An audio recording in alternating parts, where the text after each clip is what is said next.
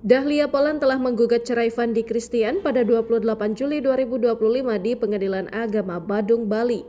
Rumah tangga yang telah dibina selama 10 tahun itu kini tengah berada di ujung tanduk. Publik pun berspekulasi bahwa penyebab Dahlia melayangkan gugatan cerai terhadap Fandi lantaran adanya orang ketiga. Pasalnya, pada pertengahan tahun 2023, Fandi diduga telah berselingkuh dengan lawan mainnya di sebuah sinetron. Kini, Dahlia akhirnya buka suara mengenai alasan dirinya menggugat cerai pemain perjamuan iblis itu.